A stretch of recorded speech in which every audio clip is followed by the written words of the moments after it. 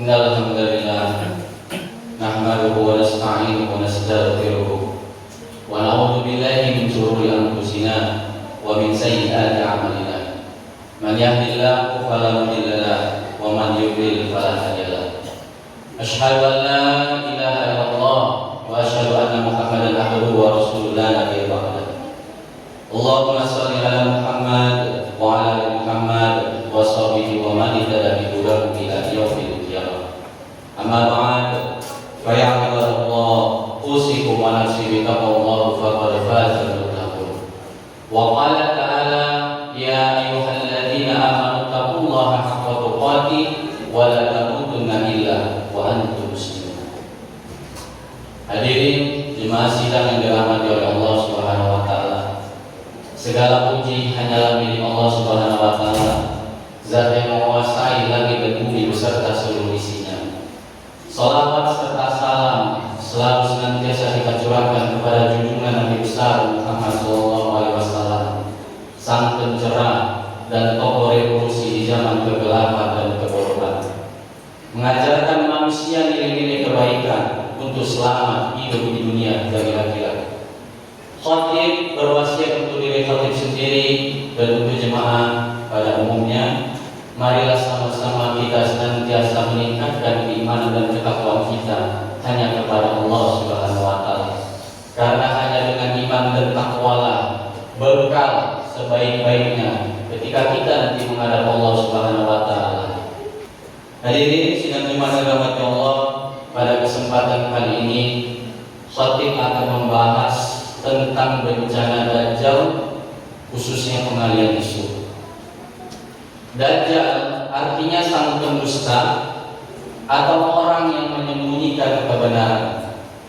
Arti ini sesuai dengan firman Allah Subhanahu wa taala di dalam Al-Qur'an surah Al-Baqarah ayat 42. A'udzu billahi minasy syaithanir rajim. Bismillahirrahmanirrahim.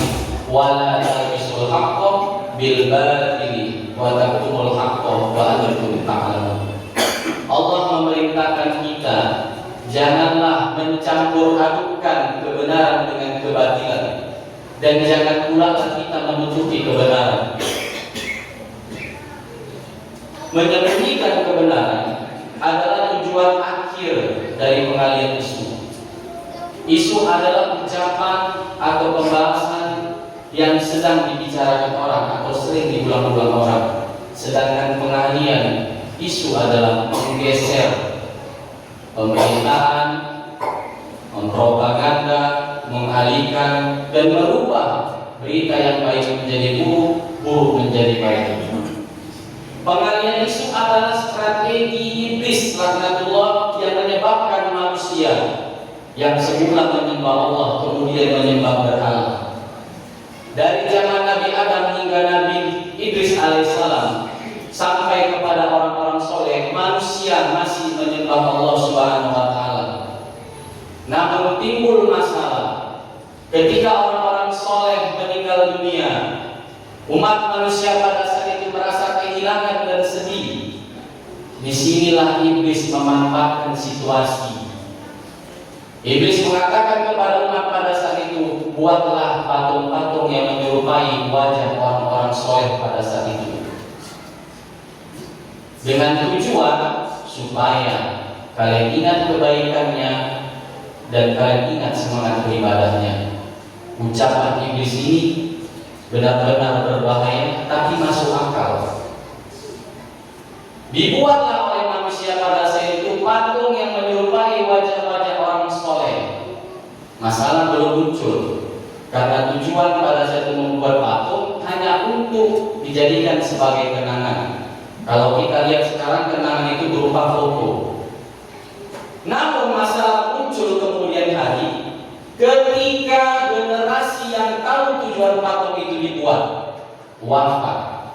Ini yang jadi masalah. Apa yang terjadi? Iblis masuk lagi dengan mengatakan, ikutilah nenek-nenek moyangmu. Mereka menyembah patung agar mendapatkan keberkahan. Inilah bahayanya pengalian isu jemaah.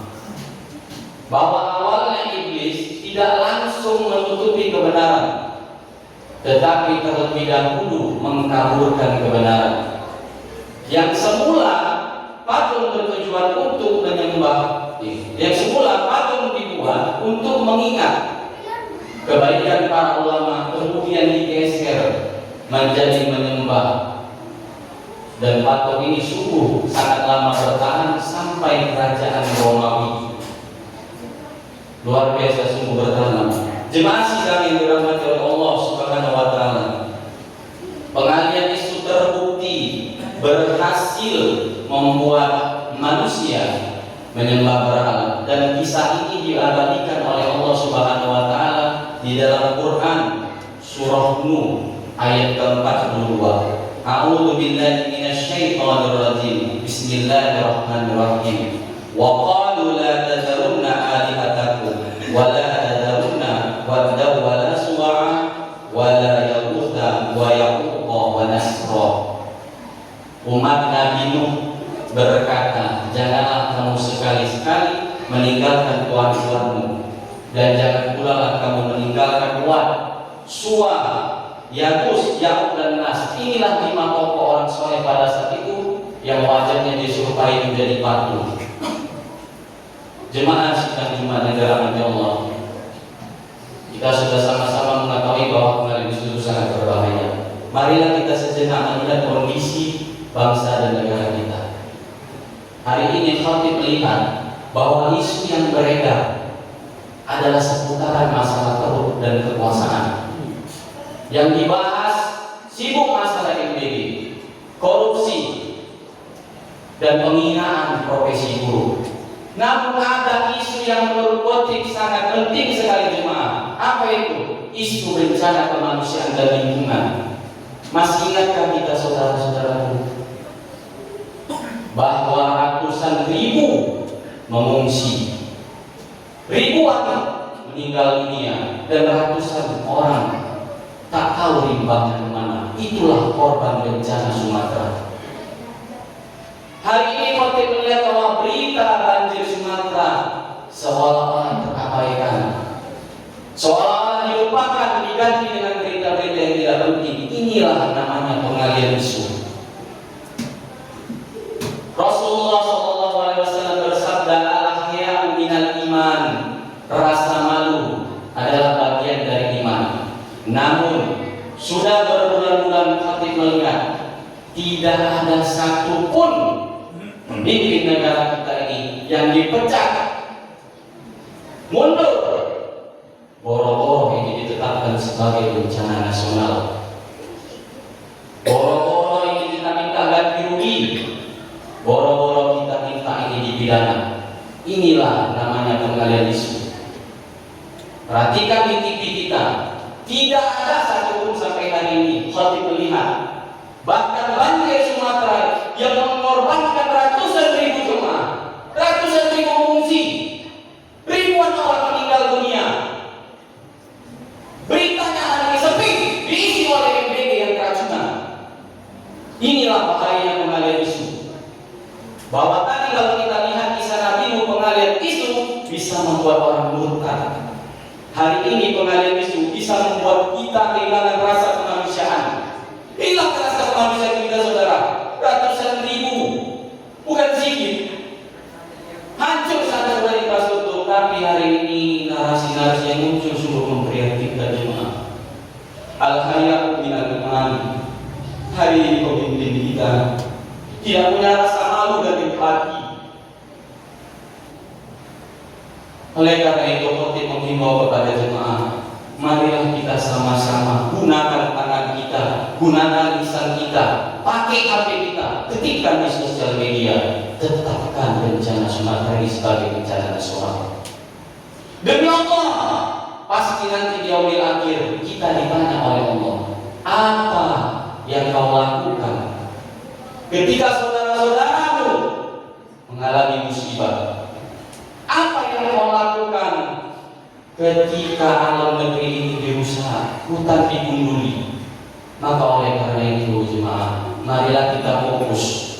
Berita-berita tadi yang khatib sampaikan memang penting, tapi ada isu yang paling penting, yaitu bencana kemanusiaan dan bencana lingkungan. Barakallahu li wa lakum fil Qur'anil karim wa nafa'ani wa iyyakum bima fihi minal ayati wal Qur'anil hakim wastaghfiru innahu huwal ghafurur rahim.